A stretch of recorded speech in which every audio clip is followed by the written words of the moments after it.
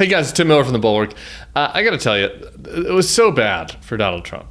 It was so horrendous. There were so many moments to talk about from the debate. How he has concepts of plans, the dog and pet eating, just his face, his glower, that he wouldn't look at Kamala Harris, like the conspiracies, talking about how he kind of implied that the Democrats were motivating the shooter that tried to assassinate him. It was just like moment after moment of just total nonsense or extreme views or things that were not politically advantageous or just word salad. There were a bunch of moments of word salad. But for me, there was one moment that I guess hasn't gotten lost, but I feel like because Trump's evening was so terrible, because there's so much to discuss about his failures, it hasn't maybe gotten the salience and the attention that I would have expected had he been a normal politician. And Donald Trump said this, and this was our one big mistake of the debate. It'd be the only thing we were talking about today. And because he made so many mistakes, there are a lot of things we're talking about, and this one's like maybe 3 or 4 down the list. But to me, it's number one. It's number one for me. And that was his answer to David Muir on January 6th. I talked about it a little bit on the podcast, but I want to go deeper on it right now. Let's rewatch, if you'd missed it, Donald Trump responding to David Muir about whether he has any regrets on January 6th. Mr. President, on January 6th, you told your supporters to march to the Capitol. You did send out tweets, but it was more than 2 hours before you sent out that video message telling your supporters to go home. Is there anything you regret about what you did on that day? You just said a thing that isn't covered. Peacefully and patriotically, I said during my speech, not later on. Peacefully and patriotically. And nobody on the other side was killed. Ashley Babbitt was shot by an out-of-control police officer that should have never, ever shot her. It's a disgrace. There are a couple key points there that I just want to really dig in on. The first one is he talks about how there are people that are on the other side that didn't get injured. On the other side, the people on the other side didn't get injured.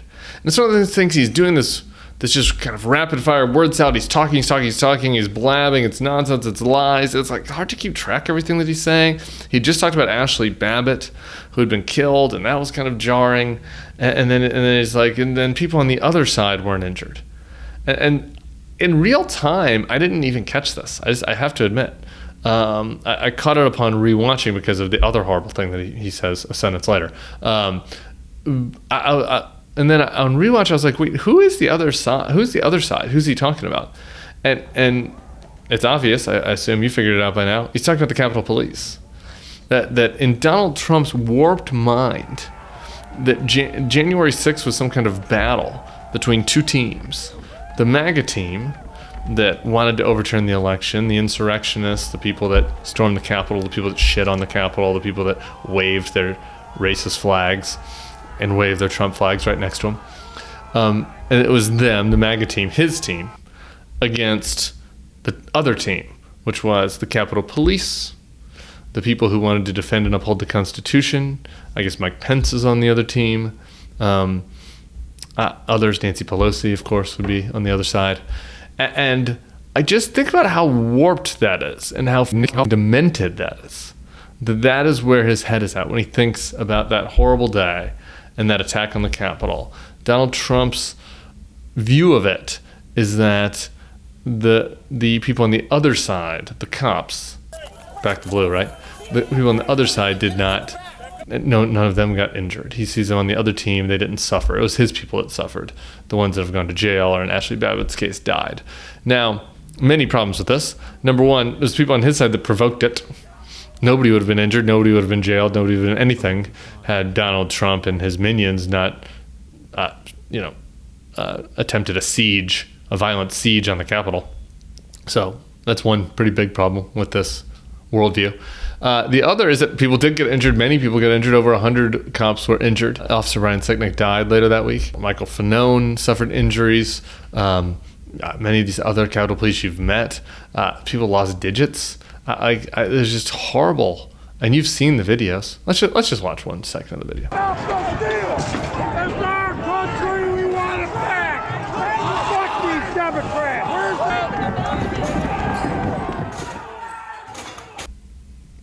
Yeah, you saw what happened. They were getting tased, so they were injured. So he is both wrong on the facts and disgustingly wrong on the facts, frankly, given what these people sacrificed, what these Capitol Police sacrificed for our country. And then also, in addition to that, he sees them as foes, the victims, the ones that have sworn to uphold and protect the country. He sees them as the foes. It's just horrific. And then, in case there's any doubt about that, he goes on. And let's just play that clip one more time. But we didn't do this group of people that have been treated so badly. I ask, what about all the people that are pouring into our country and killing people that she allowed to pour in? What about those people? What are they going to be prosecuted? Okay, yeah, catch that again, because he catches himself. He says, we. It's like, who's we? And then he kind of pauses, and he's like, that group of people was being treated very badly. Who's the group of people that's being treated very badly? The so-called hostages, the violent criminals that have been jailed for their actions that day.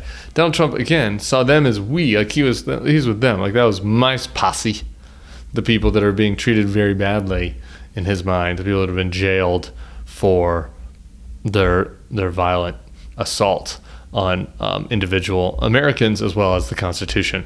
It was just, we all kind of know this, right? Like, that Donald Trump still, harbors like ill will for anyone that tried to deny him his coup attempt. We all know that, but still, for him to kind of like admit it and reveal is this sort of revealed insight into his sick mind that like.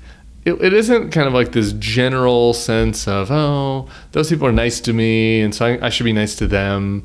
That would be bad too, right?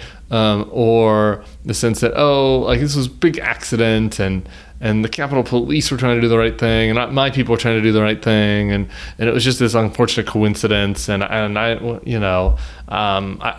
respect both sides. You can imagine some other like still bad but like more normal rationalization for what happened, but that's not where he is. He looks at it and he's like, no, the Capitol Police were bad. The rioters were good. The rioters are the one that deserve our sympathy, and the rioters are the one that I'll take care of if I get back in there. That will be my muscle if I get back in there. It's pretty bleak. It's unprecedented, obviously, to have a major party candidate that espouses that kind of worldview, and just to be abundantly clear, it's disqualifying in itself. Like nothing else. So he did nothing else. Everything else he said in the debate was totally normal, like normal, regular, middle of the road Republican. If he was Mitt Romney the rest of the time, he's like, I want to cut taxes and cut regulation, and whatever. I think we should have a strong alliances in the world, and also. I think that the Capitol rioters were good, and the police that were there at the Capitol on the other side, disqualifying. If you're a conservative, if you're a decent human, he should be disqualified just from that one statement. And so, because of how much other chatter there was about it, I felt like it was worthwhile just to narrow in on that one horrific exchange, and maybe we should leave ourselves with. How the vice president responded to that, because she really nailed it. I was at the Capitol on January 6th. I was the vice president-elect. I was also an acting senator. I was there.